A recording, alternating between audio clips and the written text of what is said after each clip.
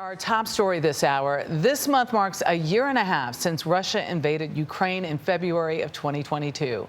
Since then, charities have delivered millions of dollars in aid to the Ukrainian people. Much of that help has come from individual donors, and in at least one case, it's being personally delivered. Ramy Inocencio has the story from Ukraine.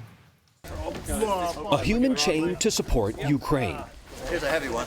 Boxes of medical supplies, bags of clothes, crutches for the war wounded, and 4 reconditioned ambulances organized by Lifelines Ukraine.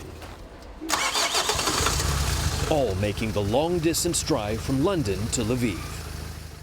More than 1,200 miles in 2 days across the English Channel, skirting France, through Belgium, Germany, Poland, then finally Ukraine. It's your first time. How are you feeling? It's hard to believe I'm standing here. Terry Mangan is from St. Michael's on Maryland's eastern shore. We had 8 of us driving in the 4 ambulances. It's kind of the equivalent of driving from where we live on the East Coast to Lincoln, Nebraska. But that was just half his journey. He had first flown from Washington, D.C. to London to join up with this convoy. What motivated you to make that journey across the Atlantic, across Europe? The frustration that I hadn't really been able to do anything, and then finding out that my dear friend was doing what he was doing, it required no thought. His dear friend is Phil Fletcher, his old roommate at Georgetown University. The humanitarian need in the Ukraine remains extraordinary. With family and friends, they raised $20,000 through a GoFundMe site to buy and repair one of these British ambulances. The suspension is fixed, tires are fixed, various spare parts are replaced. It's probably 3 days to a week to get it done. To replace those destroyed by Russia, and to meet the needs of more wounded in the war, soldiers and civilians.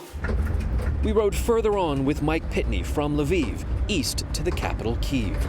They're doing such a professional job. He's been driving donated ambulances to Ukraine for 11 years, 77 vehicles since Russia invaded last year. His experience makes him the go-to guy for charities who want to get assistance in. It must be so emotional for you coming every single time. You know, when you cross into Ukraine, you see the sign, Ukraini. What goes through your mind? There is a certain amount of feeling like home. I mean, I don't know why I'm about to confess this, but one of the times I came in after the longest break, because of the war happening and COVID, etc., I actually got hold of a handful of soil, and it was only for me, because it was just sort of like, oh look, I'm back in Ukraine kind of thing. So yeah, that was quite an emotional time. What's your message to Americans who will be watching this?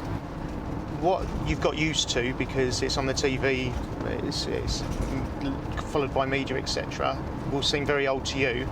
But to the person who's just had their house bombed and doesn't have a home, lost a family member, even just lost belongings, to them that can feel like their first day of their war. We hear you. We hear your pain. We're here to help. Yeah, we wish this would end. With the end of the war out of sight, There we go. Terry is proof it can be anyone's first day to support, just like him. That's a heavy one. For CBS Saturday Morning, Ramy Inocencio, Lviv, Ukraine.